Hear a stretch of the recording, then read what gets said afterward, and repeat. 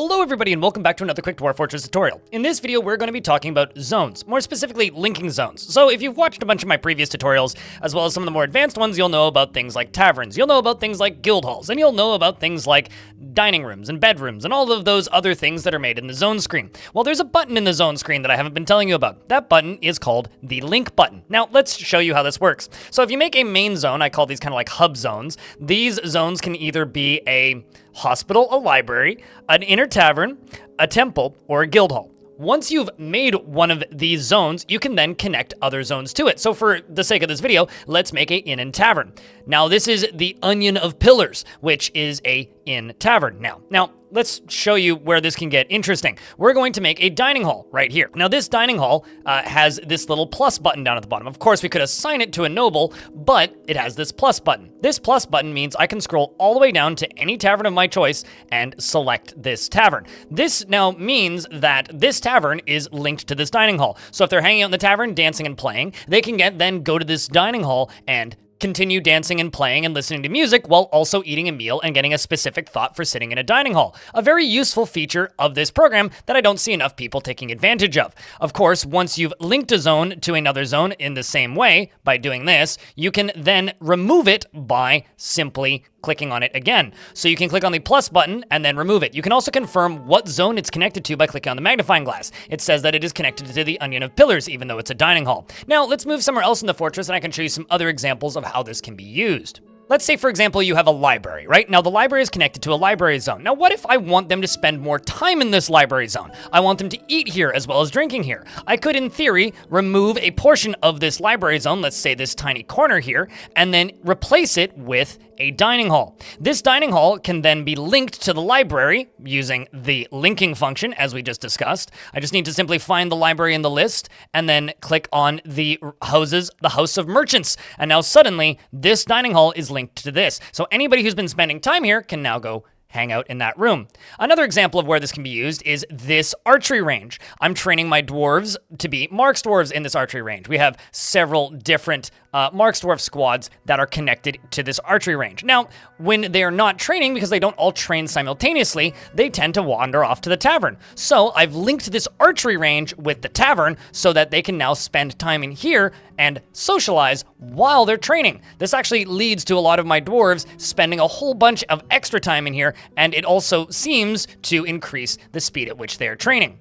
Another example here, I have the Learned Spears, which is my weaponsmith's guild. It is a maximum level weaponsmith's guild and it is public, so any dwarf that is staying in the fortress or living in the fortress can go into this guild and learn weaponsmithing. The result of this is a lot of dwarves spend a lot of their spare time waiting for weaponsmithing demonstrations regardless of if they are a member of the guild. In fact, I made this guild before I even had a tavern or a dining hall, but I wanted dwarves to be sure that they would get their food in this room. So initially I had one on the first level, but now up on this upper level we've attached this dining hall to this guild hall down here. So they can actually go into this dining hall while taking lessons, eat food, and then go back down. Another example where you can use this is a tavern right here. This tavern is linked to several other zones. It's linked to this office here, which is assigned to my bookkeeper. It's also linked to this pasture here, which the giant angry pandas live in. And up here, this barracks is also linked to this tavern. So while they're hanging out in this tavern, they can use this chair, even if there, is another dwarf that's trying to use it to fill out paperwork. It's fine, they'll get to it eventually. They can socialize in this zone that has the petting zoo, and they can also move up to this upper layer and spend time with the military. The result is I've actually seen the military, while they're training, have happy thoughts about witnessing poetry being recited, or alternatively, songs and performances, while they are hanging out in this room. Maybe you want your doctors to have a dining room because doctors tend to just stand in the hospital when they are not doing doctor things. So we have this hospital, right? This hospital is not only linked to the, hospital area, but it's also linked to this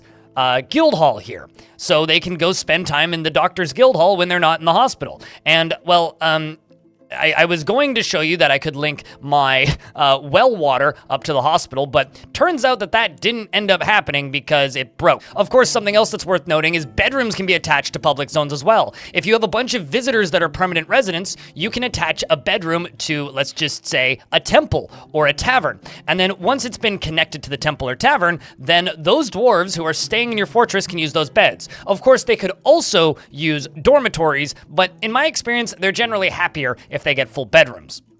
Another instance where this can be used is, say you're an incredibly merciful sort, and you really want your prison to be the happiest place on Earth. Well, you could, at that point, connect your prison to a tavern, and then dwarves would go and hang out with them. Or perhaps you have got injured dwarves in your prison, and you maybe want to tend to them even though they're your prisoners. Well, you could connect it to the hospital, and then the doctors would do their jobs. I've also seen some people referencing pastures and libraries to study the animals, but the results of tests going on there and the science is inconclusive as to whether or not that helps at all.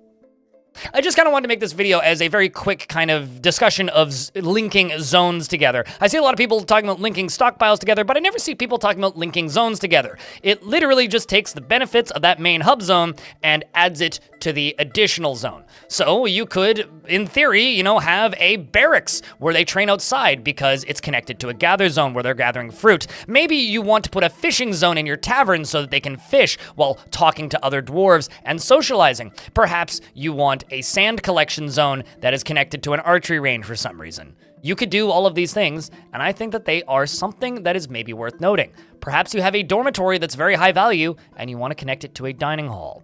I just thought this was an interesting little bit of advice for anybody playing this game. If you found this useful and you're going to use this in your forts, let me know in the comments section. And it's officially one video that is not in the massive tutorial compilation. Thank you very much for watching this video, and I hope to see you in the next one.